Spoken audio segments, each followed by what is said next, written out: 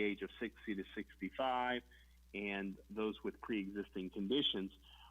Those that are younger that have better immune systems certainly bounce back from this virus quicker, but it still runs its course and still is something that we need to be mindful. Palm Beach County has executed 2 emergency orders, and you probably are aware of these emergency orders. One is making sure that masks are worn at all public facilities and that masks are required to enter government facilities unless you fall under some of the exemptions that are articulated in the emergency order. That emergency order is available on the city's website. One of the things that we're doing to assist in facilitating the community complying with that order is we've given out well over 60,000+ masks. We have also done some targeted distributions in areas in our community. And if you are interested in having a mass distribution or a pop-up census discussion as well as a mass distribution, certainly that's something that can be accommodated through our human services arm. But we are making sure that we continue to give out masks to our community as much as we possibly can. We have given out cloth masks, we've given out surgical masks, but the order has explicit direction with regards to what one needs to do to comply with the order. And if you fall under any of the exemptions, obviously there is some exemptions, but if you fall into those exemptions, obviously you do not have to wear a mask. But in the order, it articulates exactly who falls in those exemptions. With regards to the beach, I think at this point everybody knows that the beaches will close later on this evening, late this evening, early tomorrow morning, and will not reopen till Monday, July 6th. The intent behind the closure of the beaches was predicated on the actions that were taken in Miami-Dade and Broward County, and basically since we've seen the numbers grow exponentially, it was a measure that all the county jurisdictions decided to say we don't want the beaches to be inundated with folks that would be congregating during spring break. In addition to, we're seeing our numbers hit record high even before, during our peak when we started way back in March, late April. The other thing about it is when people are communicating that the virus doesn't live in temperatures above 80 degrees and it doesn't do well in sunlight, that's still information that is still not scientifically proven. And the reason that I'm saying that is routinely when individuals go to the beach, they cluster, they go from area to area, they stay in groups. And so if there is that consistent contact for prolonged period of time, there is a chance for transmission. And that is the thing that we are cautious about and we are conscientious about. If we have 15 or 10,000 people on our beach, there is no way that we can continue to monitor social distancing and encourage individuals to comply with those requirements. So there has to be a level of responsibility on our part, but I believe that the decision was made in the abundance of caution not to inundate our system or not to create an overload of individuals on our beaches. And so we're hopeful that those actions end up paying dividends and we actually see the numbers continue to level off at some point. We are doing pop-up testing. Previously, we had ongoing testing that was available.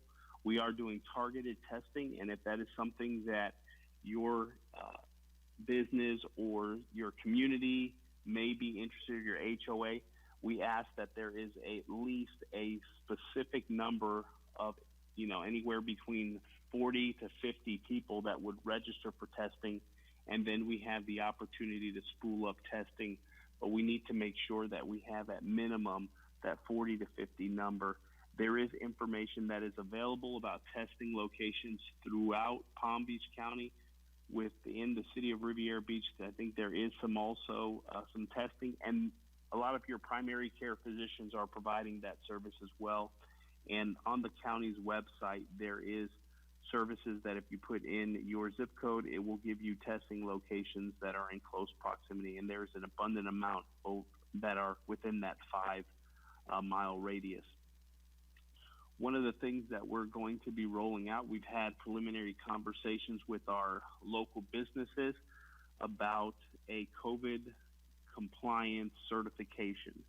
The city is building out a program whereby we would visit businesses and we will share with the businesses information that is provided by the Department of Professional Regulations and speaks to what are some of the minimum things that they need to do in order to create a safe environment for patrons, and then what is best practice. So we are looking to put a program in place that recognizes those businesses that are in compliance with the business of professional regulations.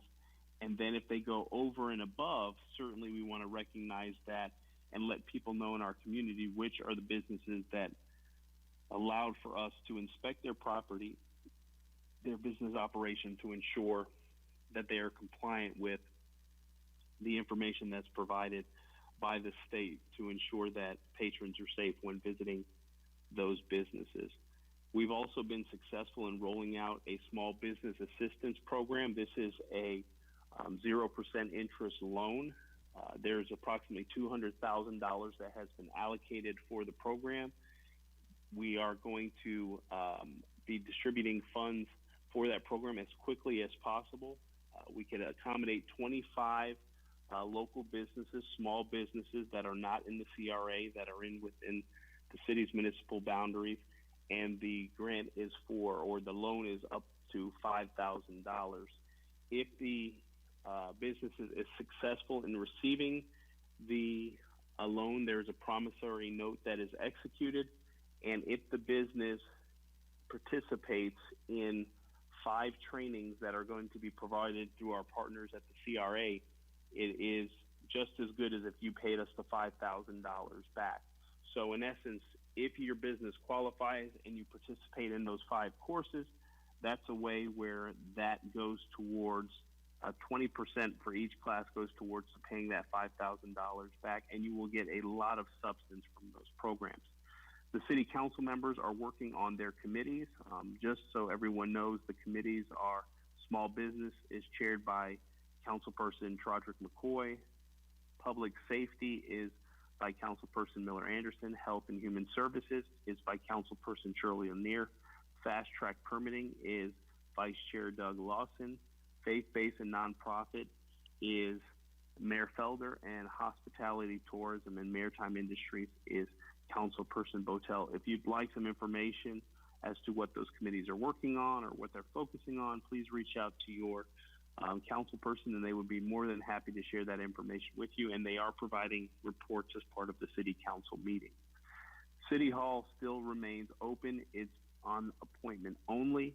With the numbers increasing, we are encouraging individuals that have to meet doing virtual meetings unless it is absolutely necessary. But we would prefer virtual meetings until we see the numbers start to flatten off. But City Hall is available for appointments only. We can even get you in the same day if you call early enough, and we can get that coordinated with the department. We have put out some literature and information about masking up or masked on. We want to make sure that if you're out in the community, whether you're just running into the gas station or you're at the barber shop or you're just out and about in a air-conditioned space, that you are wearing a mask. I cannot emphasize the importance of how much it diminishes the opportunity for the transmission of this virus if you are wearing a mask. The numbers go down exponentially, and a community like ours is definitely in a situation where if we're not careful, we can find ourselves becoming another hot spot that is being discussed throughout the county. And we've done an exceptional job in keeping the numbers low. We want to continue to do that. And in closing, as it relates to my remarks, I hope everyone has a happy, safe, responsible 4th of July weekend. Please be careful out there. Wear your mask. Be conscientious of your surroundings. Keep your social distancing. Wash your hands.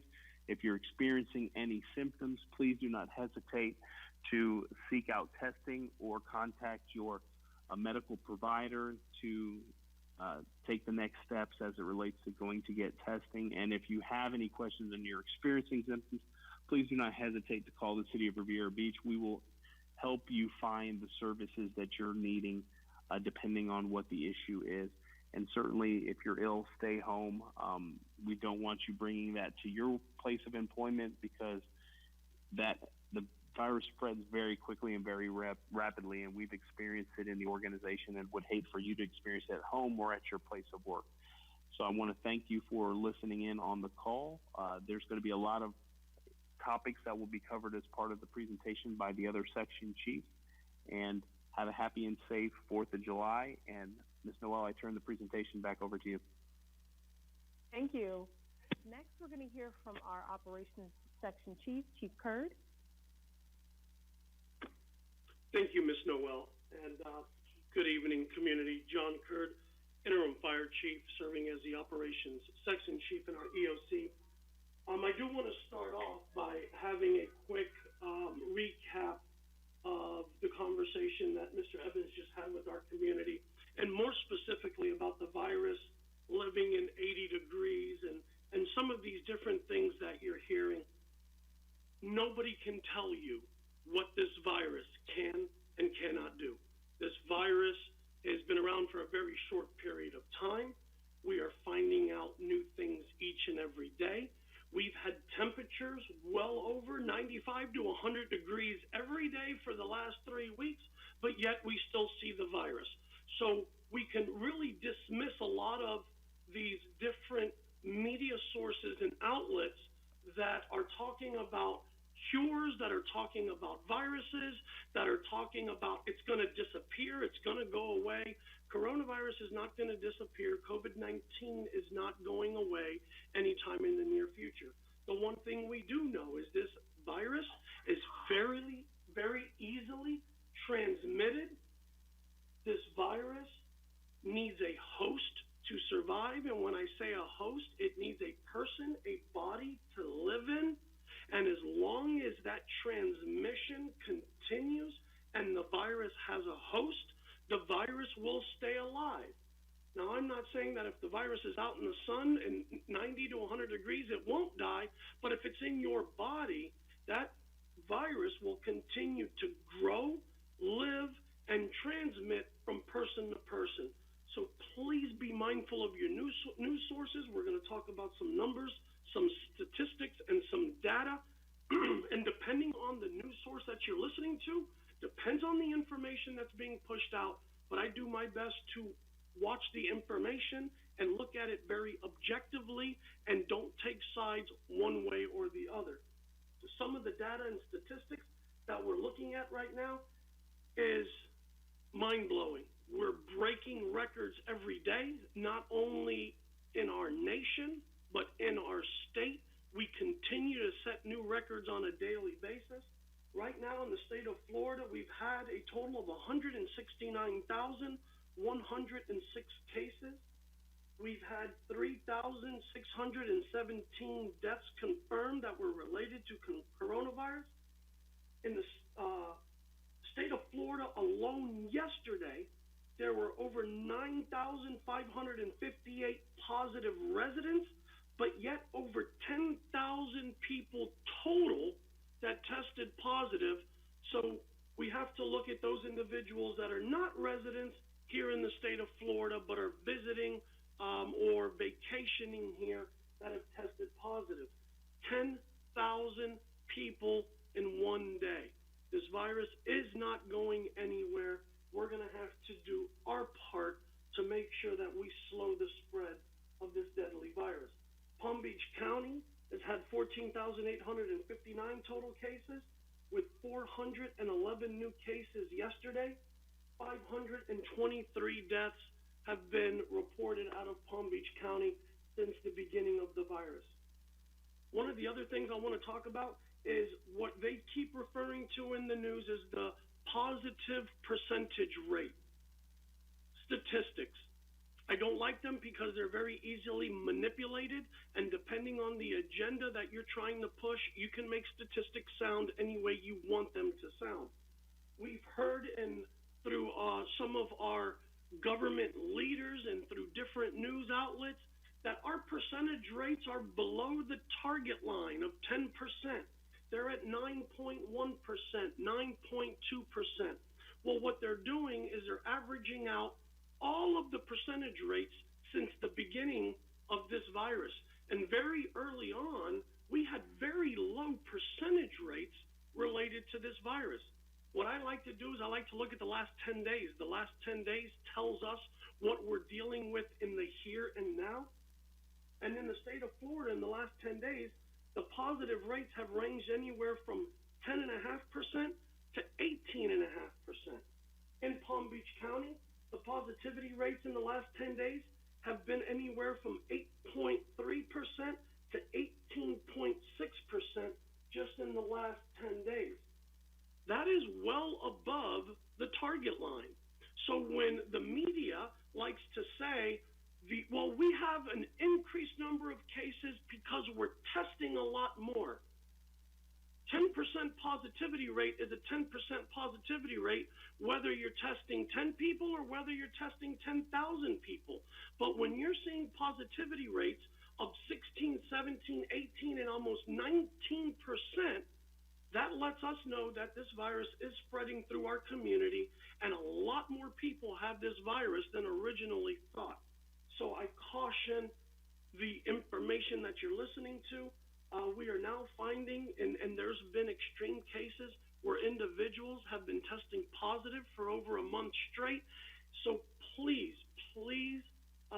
be mindful of the information. It is good to listen to, but it's not very good to regurgitate that information as the gospel, because there are a lot of different forms of information. Do your best to be as objective as possible. Also, we've noticed that the median age is now down to 38 years old. That's the average age of people that have been infected. If you remember very early on, when we were talking about coronavirus, the median age was in the late 60s and early 70s. It was an old people's virus. Well, we're now seeing that more and more young people, especially the 18 to 34-year-old range group, is actually leading the pack as far as the number of positive cases. There's very disturbing information coming out of what is alleged to be known as COVID-19 parties, where young people, and I say mostly young people because it has been found to be a problem amongst that smaller group, who is having these get-togethers or these parties where they're actually looking to contract the virus so they can go ahead and build up the antibodies, and they're using this terminology of, well, I just want to get it over with. Well, they don't understand the consequences of their actions. What they're going to do to themselves is well within their right as young adults to do to themselves, but when they bring when they come back and they bring that back into their homes with their mother, their father, their grandmother, and their grandfather, is where I take umbrage. Whatever it is you want to do is what you're going to do, but when you infect other people and you completely disregard and neglect the health and safety of your family, I take umbrage with that. Testing centers are being overwhelmed with this second wave, and with these record numbers, everybody wants to get tested. It is very difficult to get testing, not just for the general public, but for our employees as well. At one time, 2 to 3 days, maybe 4 days, was the maximum time you would have to wait to get your results. It could take as long as 8 to 10 days now to get your results. Quest Diagnostics alone in the state of Florida is processing over 100,000 tests a day. So the testing centers have been overwhelmed and inundated. The testing sites have been overwhelmed and inundated with people wanting testing. However, there are options for you. And I would suggest that if you are interested in getting testing, that you go to pbcgov.org. Again, that is pbcgov.org. There's an interactive testing website where you can actually put in your home address. You can pick a 3, a 5, or a 10-mile radius from your home, and it will show you all of the locations where testing is being done. Ballpark of the Palm Beaches has opened up additional lanes for testing. However, as soon as they open the phone lines at 8 o'clock in the morning, by 8:15 in the morning, every appointment is booked. We're going to do our best as a municipality to be able to provide testing to our community, but testing is very difficult to come by right now with this increased number of cases. We are going into 4th of July weekend. That is very concerning for us at the EOC and also at the health department. We anticipate that this weekend will show a significant spike in cases, but we won't see that for the next 5, 7, 10, 14 days. We have to ask that you as a community refrain from large gatherings. Make sure that you're social distancing if you are going to be in a gathering where there's multiple people. And if social distancing is not possible, make sure that you wear your mask. I implore and beg and plead with our community to do your part as we battle COVID-19. We do know that the beaches are closed. While we understand why beaches are closed, we also do understand that is going to force people or funnel people into different areas of our community, whether it be parks, whether it be people's home for backyard barbecues. Again, we ask that you just be careful and you remain safe. The city of Riviera Beach is committed to our community. We've done mass distributions of tens of thousands of masks. We've done food distributions for tens of thousands of residents. We've provided testing for thousands of our residents. We have small business loan programs for every one of our businesses in our community. We are working with COVID education compliance teams to go out to our businesses to make sure that they're compliant so that you are safe while you're going to business, going to the businesses in our community. I end with this statement. We are doing our part. We now ask that you do yours. And with that, I turn it back over to you, Ms. Noel. Thank you, Chief Kurd. Next, we'll be hearing from our Leisure Services Branch Beach Group Leader, Ms. Frank. Yes, thank you, Ms. Noel. Good evening, everyone. Aladia Frank, Leisure Services Group Leader. As previously communicated on this call by City Manager Evans and Chief Kurd, the Municipal Beach will be closed from Friday, July 3rd at 12:01 a.m. and until Monday, July 5th, 11:59 p.m. For your safety and wellness, the Ocean Rescue and Riviera Beach police personnel will be on site at the Municipal Beach in enforcing the COVID-19 CDC guidelines and the beach closure. Remember, mask on, social distancing, washing your hands, and stand at least 6 feet. The Ocean Mall businesses will be open to the public, and parking is available on the west side of the Ocean Mall. In addition, for your enjoyment, don't forget the city's front porch fireworks show at 9 p.m. on Saturday, July 4th. Be safe and have a great holiday. And that concludes my update, Ms. Noel. Thank you, Ms. Frank. Next, we'll be hearing from our Health and Human Services Section Chief, Ms. Grimsley. Yes, thank you, Ms. Noel. Good evening. This is Valerie Grimsley, YEP Director, acting as your Health and Human Services Section Chief. Health and Human Services continue to provide food distributions weekly. To ensure food insecurities are met for all Riviera Beach citizens, we will restart our Tuesday's food distribution on July 7th. This will complement the city's Friday distribution. Food distributions are held at Wells Recreation Center from 9 to 11 a.m. Currently, Riviera Beach has served more than 6,000 residents since the start of these food distributions, which began in March. Health and Human Services continue to ensure residents have the appropriate PPEs to reduce the spread of the COVID-19 virus. To further ensure our efforts, we have implemented, with the approval of our city manager, Mr. Evans, a mass distribution plan to expand our efforts to attempt to reach all Riviera Beach residents. Currently, there are 7 grab-and-go mass distribution dates to occur within our Riviera Beach community parks. To complement this plan, Health and Human Services will work with the police department to distribute masks to any pedestrian seen walking within our city not wearing a mask. It also is our intent to also closely interact with Riviera Beach corner stores. where we've seen citizens gathering to provide masks, and it will be a further attempt to reduce the spread of COVID-19. We're also working with Riviera Beach homeowners associations to reach citizens residing within gated communities to distribute masks while educating those citizens living within those communities. We currently have 24,000 masks in stock, and which includes cloth and disposable masks. It is our intent to bring the city's stock up to more than 50,000 masks and hand sanitizers, which will include health kits. Health and Human Services has planned upcoming COVID-19 testing site, which will occur on Tuesday, July 14th from 9 to 11 at St. George Center, located at 21 West 22nd Street. We will ask that there will be no appointments necessary, but you will need to have photo ID. Health and Human Services partner with Councilman Lawson to provide mental health youth group sessions to youth ages 11 to 18. These groups are held Thursday from 2 to 3 by way of virtual Zoom. For more information, please call 561-840-0135. These groups are led by licensed therapists that will help our youth transition and to also accept some things that's going on within their home life, within their community, to assist them with coping with those things. This group is called Team Life Confidential. And with that, Ms. Noel, that is all for Health and Human Services. Thank you, Ms. Grimsley.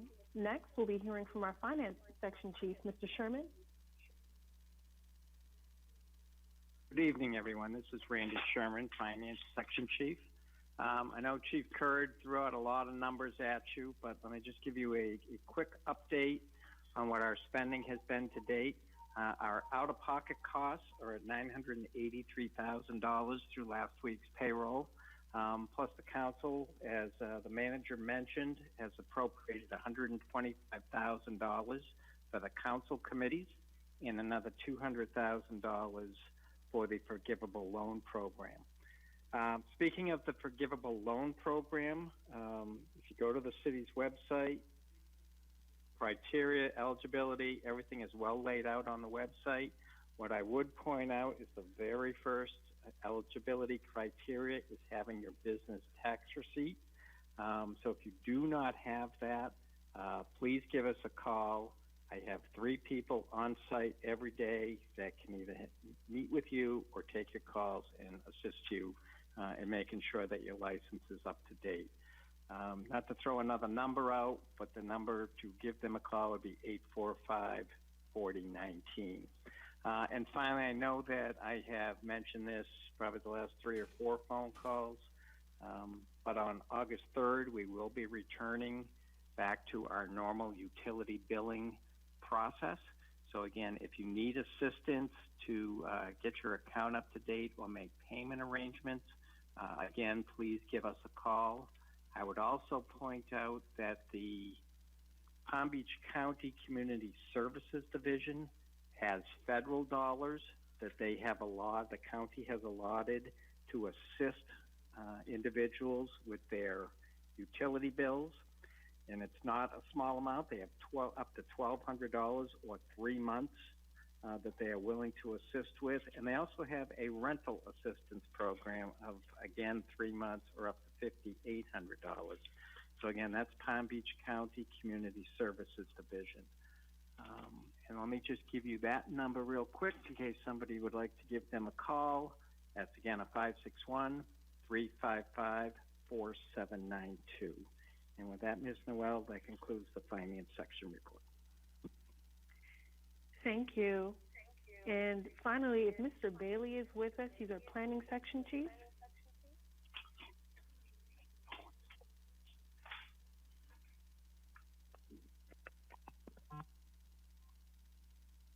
Mr. Bailey, have you joined us?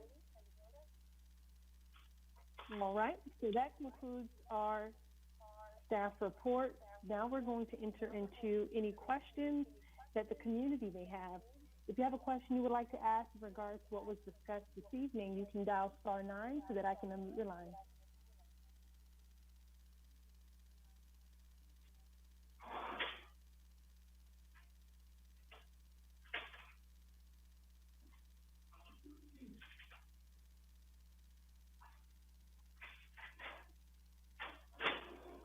Seeing that there's no questions. Oh, just one second. All right, seeing that there's no questions, I will end our call with a final announcement. To what Mr. Evans pointed out earlier with regards to the census, the city is making every effort through the resources we have in-house to really educate and encourage our residents to participate in the 2020 census. Currently, we are at a 48.8% response rate, and our goal is that by the end of October, which is when the census will close, is that we reach 80 to 90%, or even better, 100%. And so we're asking and encouraging anyone that's listening in on this call to let your neighbors know, your family know, who are living here in Riviera Beach, to take the time to do the census. It's very simple, quick, and easy. And to also remember that this census is what's going to determine how billions of dollars will be distributed across the nation for communities like ourselves. We only had 52% of residents respond back in 2010. And now that it's 2020, we don't want to wait another 10 years to get this right. And so we encourage you, if you would really like to see changes over the next couple of years with regards to our public services here on the local level, whether it may be infrastructure, whether it may be your schools, whether it may be anything that's really of value to you to help improve your quality of life, we encourage you to go to 2020census.gov to respond to the census. With that being said, that concludes our community teleconference, and we look forward to seeing you soon. Good night.